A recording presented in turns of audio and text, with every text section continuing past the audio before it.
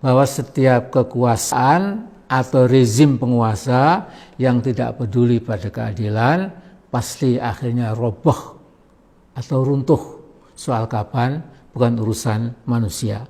Manusia hanya berusaha, hasil akhir di tangan Allah Subhanahu wa taala yang Maha Esa.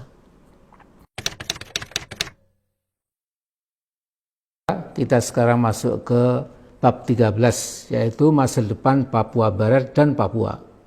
Republik Indonesia resmi memperoleh West Guinea atau sekarang Provinsi Papua Barat dan Provinsi Papua setelah dilakukan PEPRA, yaitu penentuan pendapat rakyat atau Act of Free Choice bagi rakyat di kedua provinsi tersebut, yakni pada 2 Agustus tahun 1969 berdasarkan New York Agreement antara Indonesia dan Belanda di New York sesuai salah satu resolusi Sidang Umum PBB 1962. Resolusi itu berisi ketentuan bahwa otoritas PBB sementara mengambil alih urusan West New Guinea dari kekuasaan Belanda. Ditentukan bahwa pemerintah Indonesia akan menyelenggarakan PEPRA atau Act of Free Choice untuk mengetahui apakah rakyat West New Guinea ikut Indonesia atau ikut Belanda.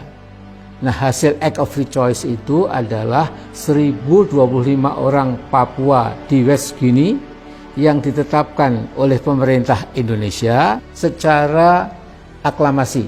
100% memilih ikut Indonesia. Atas anjuran pejuang Papua Frans Kasiebo, wilayah Papua Indonesia itu setelah Papua dinamakan Irian, ikut Republik Indonesia Anti-Nederland. Kemudian Pak Harto menyetujui nama Irian Barat menjadi Irian Jaya. Saudaraku, belakangan para tokoh Papua dari berbagai kalangan menyebut Act of Free Choice itu sebagai Act of Mockery atau Act of No Choice, tidak ada pilihan. Alasannya PEPRA itu dilakukan secara sepihak dan 1025 orang itu tidak berhak mewakili jumlah penduduk etnik Melanesia di Papua itu yang menghuni wilayah West Guinea yang berjumlah 800.000 orang. Namun Indonesia bersikukuh bahwa West Guinea yang dijajah oleh Hindia Belanda merupakan bagian yang tidak terpisahkan dari wilayah Hindia Belanda, sehingga protes semacam itu tidak usah diperhatikan. Apalagi Sidang Umum PBB telah mensahkannya lewat resolusi PBB 2504. Pada 2004, pemerintah Indonesia kemudian memecah provinsi Papua menjadi Papua Barat dan Papua sampai sekarang ini. Ada baiknya kita mencoba memahami sungguh-sungguh dan memperhatikan mengapa rakyat kita di dua provinsi itu terus saja bergejolak. Dari waktu ke waktu bukan makin reda, tapi justru kian bergolak. Kata orang, pemimpin yang bijak dan arif harus pandai mendengar, bukan hanya pandai bicara. Juga tentu bersedia melakukan perbaikan bila diyakini memang ada kelemahan atau kesalahan dari kebijakan atau politik yang selama ini telah ditempuh. Nah, jangan seperti omongan Pak Luhut, ya kalau orang Papua enggak ada gejolak, bukan orang Papua namanya. Omongan seperti ini tentu membuat rakyat Papua lebih marah lagi. Kita perhatikan beberapa butir berikut ini. Pertama, semakin luas opini di kalangan masyarakat Papua bahwa transfer kekuasaan dari Belanda ke Indonesia lewat Act of Free Choice harus dibatalkan. Keputusan PBB 51 tahun yang lalu itu telah mensahkan hasil PEPRA. Namun kini terus digugat oleh tokoh-tokoh antara lain Benny Wenda, Ketua ULMWP, United Liberation Movement for West Papua. Dia sampai batas tertentu ternyata mendapat dukungan lumayan luas, dukungan internasional agar PBB meninjau ulang hasil PEPRA tahun 1969. Misalnya Presiden Senegal Abdoulaye Wade menyatakan dalam sebuah konferensi di Dakar, ibu kota Senegal, bahwa West Papua is now an issue for all Black Africans pada 23 Agustus 2019. Sementara Parlemen Uganda juga menyatakan dukungan penuh untuk kemerdekaan Papua Barat. Bahwa Benny Wenda sampai dijadikan warga kehormatan kota Oxford menunjukkan simpati Inggris pada langkah-langkah UMLBP. Yakob Rombiak, sekretaris UMLBP, juga sangat aktif berkeliling ke kampus-kampus besar di luar negeri, menjual gagasan pentingnya rerun Act of Free Choice 1969 yang lalu. Usaha ULMBP sangat gigih untuk menembus PBB, agar isu Papua Barat Merdeka masuk ke jadwal sidang umum PBB, agar ada referendum untuk Papua seperti referendum di Timor Timur tahun 1999 yang melahirkan Timur Leste. Kita sebaiknya tidak meremehkan gerakan internasional ULMBP. Lebih bagus sedia payung sebelum hujan. Kedua, mulai tercetak di benak banyak kalangan bahwa telah terjadi pelanggaran HAM sejak Papua dan Papua Barat bergabung dengan Indonesia. Nah, di sini kita perlu merenung bahwa memang ada ekses serius hilangnya nyawa orang-orang tidak berdosa di Papua ya gara-gara mengekspresikan keinginan merdeka lewat pengibaran bendera bintang kejora. Sementara itu banyak kalangan LSM internasional ya, yang menyebarkan hoaks seolah-olah yang terjadi di Papua dan Papua Barat adalah sebuah bentuk genosida. Ketiga, telah terjadi ketidakadilan ekonomi bagi rakyat Papua. Di Papua Barat misalnya British Petroleum itu mengeruk gas alam dari lapangan gas Tangguh siang malam sejak 2002. Pemerintahan Megawati menjual gas tersebut ke China dalam suatu kontrak jangka panjang ya. Hal yang merugikan adalah bahwa harga jual gas hanya berkisar 2,4 US dollar sampai 3,35 US dollar per MMBTU yang berlaku untuk 20 tahun, tidak peduli jika terjadi kenaikan harga gas internasional. Padahal harga jual gas biasanya berubah naik atau turun sesuai fluktuasi harga minyak dunia dan sempat mencapai 12 dolar per MMBTU. Setelah dirugikan puluhan tahun dengan harga jual gas Tangguh yang rendah pada 2014, pemerintahan SBY akhirnya alhamdulillah berhasil menegosiasikan harga menjadi lebih bagus, yakni sekitar 12 dolar per MMBTU. Di Papua, Freeport-McMoRan bukan saja menjadi semacam negara dalam negara, tapi negara di atas negara. Di Papua, PT Freeport ini asing ya, dan MIFI, nah ini nasional, menjadi musuh rakyat Papua. Keempat, di samping perusahaan asing seperti British Petroleum di Papua Barat dan Freeport-McMoRan di Papua, kehancuran ekologi bahkan pembunuhan ekologi, ekosida ya, berjalan terus tanpa henti. Sumbangan Freeport yang berupa royalti dan pajak buat APBN Indonesia rata-rata hanya 0,8%. Jadi seandainya Freeport ditutup dan tidak diperpanjang lagi, ekonomi Indonesia tidak akan terpengaruh sama sekali. Akan tetapi kehancuran ekologi yang tidak mungkin diperbaiki dengan cara apa saja sesungguhnya lebih berbahaya lagi.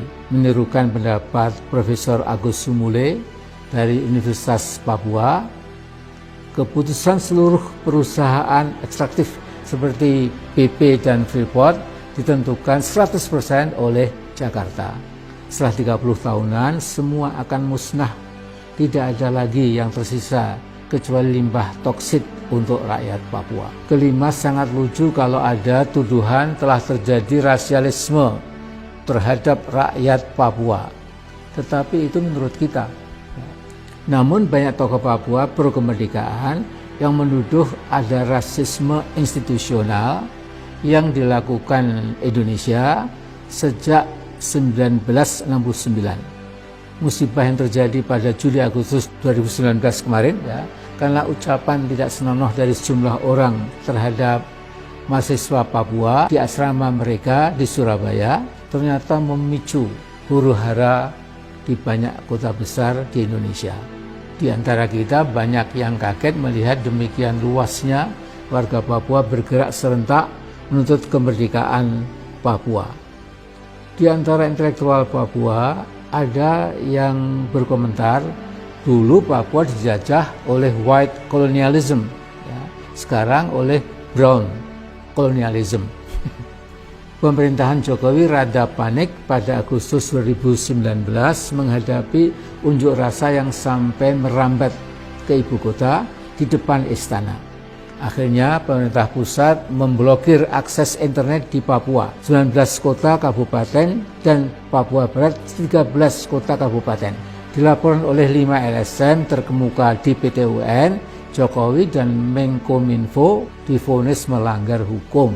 Tentu dua tokoh kita ini tersenyum kecil karena harus membayar biaya perkara sebesar 475.000. Tetapi yang lebih parah adalah pelarangan wartawan asing dan ini perwakilan PBB yang tidak pernah diberi izin masuk ke Papua dan Papua Barat. Pelarangan itu tetap berlaku sampai sekarang, sehingga mereka menyimpulkan memang ada yang ditutupi oleh pemerintah Jakarta. Otomatis hal ini membuat citra Indonesia menjadi ya katakanlah negatif di mata publik internasional. Dan keenam, kesadaran rakyat Papua makin dalam bahwa bukan saja korporasi ekstraktif asing semisal British Petroleum atau Freeport dan korporasi yang lebih kecil dari Perancis, Spanyol, Norwegia dan lain-lain telah menyedot kekayaan alam Papua dan dibawa ke luar negeri, namun juga perusahaan-perusahaan dalam negeri. Sebagai misal, MIFI, Merauke Integrated Food and Energy Estate. MIFI ini membagi tanah Merauke seperti membagi tanah kakeknya sendiri. Dan jangan lupa, semuanya seizin pemerintah pusat. MIFI bergerak sejak 2008, yang sebelumnya kalau tidak salah bernama MIRI, Merauke Integrated Rice Estate, tahun 2006. Lihatlah tanah di Merauke dibagi oleh 33 perusahaan dalam negeri yang bergerak di perkebunan kayu, sawit, tebu, jagung, padi, dan pengelolaan kayu. Misalnya PT Kerta Kencana memperoleh 160.000 hektar, PT Balikpapan Forest Indo 45.000 hektar. Di bidang sawit, PT Energi Hijau Kencana 90.000 hektar. Di bidang perkebunan, PT Hardaya Sugar Papua 45.000 hektar. PT Agri Surya Agung 40.000 hektar. Nah, kemudian di bidang perjagungan, PT Medco Papua Alam 74.000 hektar. Dan banyak PT lainnya yang bila dijumlahkan telah membagi-bagi sekitar 2 juta hektar tanah milik rakyat Papua di Merauke. Perampasan lahan ini punya tujuan tunggal, memenuhi semata-mata kebutuhan PT-PT ekstraktif itu. Sama sekali bukan untuk memenuhi kebutuhan pangan nasional ya, seperti jargon yang dijual selama ini. Sayang sekali pemerintahan Jokowi bukannya menghentikan perampokan sebagian tanah Merauke, tetapi melanjutkan secara konsisten. Akhirnya perlu kita catat perkembangan mutakhir Papua dan Papua Barat.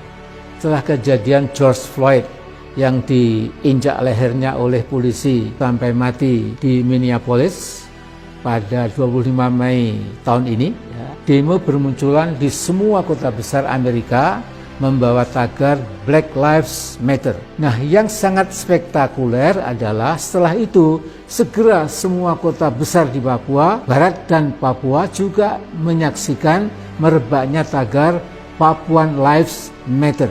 Jadi saya usul sebelum semuanya terlambat, secepatnya pendekatan yang selama ini dilakukan Jakarta di Papua yang lebih banyak berintikan security and military approach dalam mengatasi gejolak sosial, politik, dan ekonomi Papua dan juga Papua Barat sebaiknya segera dihentikan.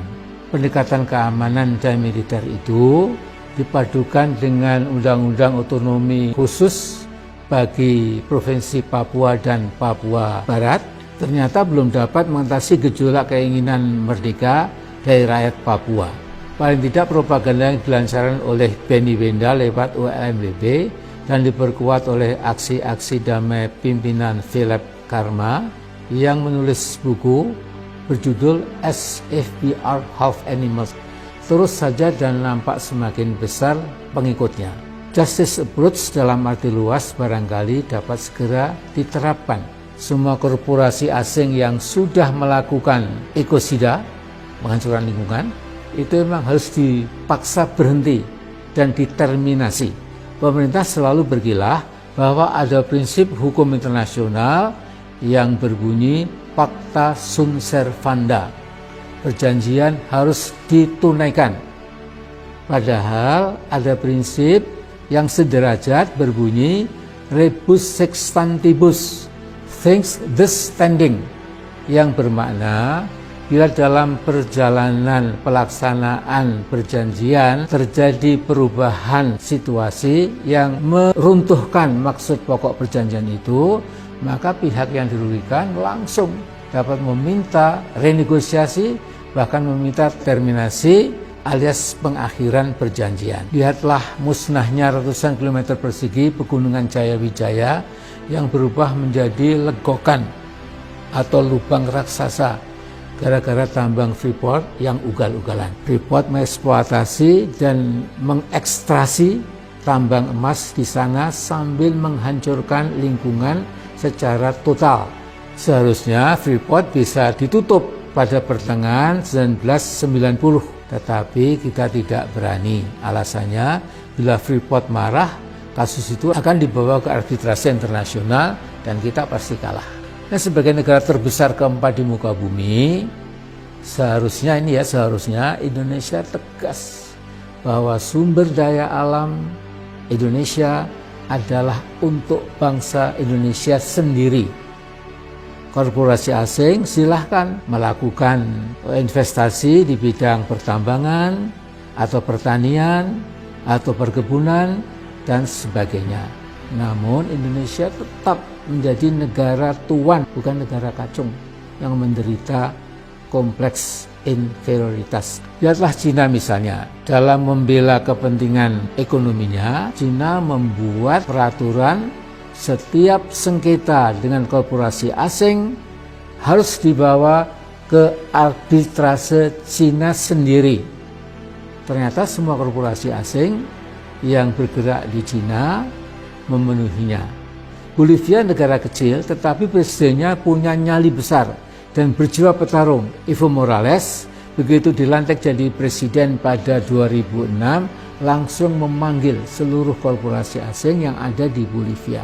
Semua korporasi asing diberitahu bahwa secara sepihak pemerintahan yang baru akan membuat aturan baru yang berpihak pada kepentingan rakyat Bolivia. Dengan aturan baru itu, semua korporasi asing masih mendapat untung tetapi jauh lebih kecil, tidak bisa semena-mena lagi. Anehnya, seluruh korporasi asing semua setuju, tidak ada yang meninggalkan Bolivia. Sayangnya Indonesia negara besar tetapi elit penguasanya bernyali kerdil dan terus saja menjadi subordinat berbagai korporasi asing. Di atas kertas, setelah Inalum membayar 3,8 miliar dolar, Indonesia menguasai 51% saham PT Freeport. Ternyata Freeport masih 100% menjadi operatornya, sehingga ada kecurigaan siapa tahu saham 51% milik Indonesia tidak banyak merubah keadaan, kecuali jutaan limbah tailing yang menutupi ratusan kilometer persegi di sekitar pertambangan Freeport akan semakin membawa kesengsaraan puluhan ribu rakyat Papua. Saya yakin sudah sangat mendesak bagi kita untuk menatap, merenung, dan berpikir realistis dalam menghadapi perkembangan mutakhir di Provinsi Papua dan Papua Barat. Situasi di lapangan bergerak sangat cepat sehingga kita tidak boleh berleha-leha dan menganggap perkembangan politik di dua provinsi paling timur itu masih normal-normal saja dan masih terkendali. Tidak berlebih bila Jakarta Post pada 2 September 2019 menurunkan tulisan berjudul How to Lose Propaganda War Over Papua. Harus kita akui bahwa ofensif diplomatik dan propaganda tokoh-tokoh di dua provinsi Papua sudah memetik hasil besar di dalam dan luar negeri. Yang dilakukan pemerintah kita hanyalah defensif dan cenderung menganggap enteng perkembangan pergolakan saudara-saudara kita di Papua Barat dan Papua. Di dalam negeri khususnya di dua provinsi itu, keinginan merdeka dari NKRI lewat referendum yang disupervisi oleh PBB sudah sangat meluas. Sangat keliru kalau kita terus menganggap sepele perkembangan politik sangat dramatis dan drastis di bumi Papua itu. Secara resmi 57 pastor pribumi Katolik Papua dari 5 keuskupan se-regio Papua menyatakan sikap agar pemerintah Jakarta memberi kesempatan kepada orang Papua untuk melakukan referendum. Apakah tetap bersama Indonesia atau membangun negara Papua sendiri? Nah, pernyataan sikap itu diluncurkan pada 21 Juli tahun ini. Undang-undang otonomi khusus untuk Papua ditentang oleh hampir seluruh masyarakat di tanah Papua. Bahkan Lukas NMB, Gubernur Papua, Majelis Rakyat Papua dan Papua Barat, OLMWP, Free WP, WPCC, Solidaritas Perempuan Papua, Pemuda dan Mahasiswa Papua, semua menolak otonomi khusus Jilid 2. Di antara mereka ada bahkan yang mengibaratkan Otsus hakikatnya sebuah peti mati, coffin untuk rakyat Papua. Juga ada yang mengibaratkan otonomi khusus itu seperti makanan beracun yang berakhir dengan kematian Papua. Dewan Gereja Papua, BPCC, juga menolak Otsus Jilid 2 dengan alasan karena dirancang sepihak oleh Jakarta. Refleksi tahunan yang dipublikasikan pada 5 Juli tahun ini bertema Tuhan Otsus dan Pembangunan Indonesia di Papua sudah mati. Tema itu menunjukkan kekesalan dan kemarahan masyarakat Papua yang kini sudah sama cerdasnya, sama pintarnya, sama tajamnya dengan masyarakat suku-suku lainnya di Indonesia. Sungguh sangat gegabah bila di antara kita ada yang masih menganggap seolah saudara kita di Papua kalah cerdas dan kalah pintar dibandingkan dengan suku atau etnik lainnya. Perkembangan cukup mengagetkan adalah apa yang terjadi di kantor Dewan Adat Papua, Bidap Expo Wamena pada 22 Juli tahun ini. Tatkala diumumkan sebuah petisi namanya Peluncuran Petisi Rakyat Papua Tolak Otsus Jilid 2, dan yang hadir tidak sembarangan.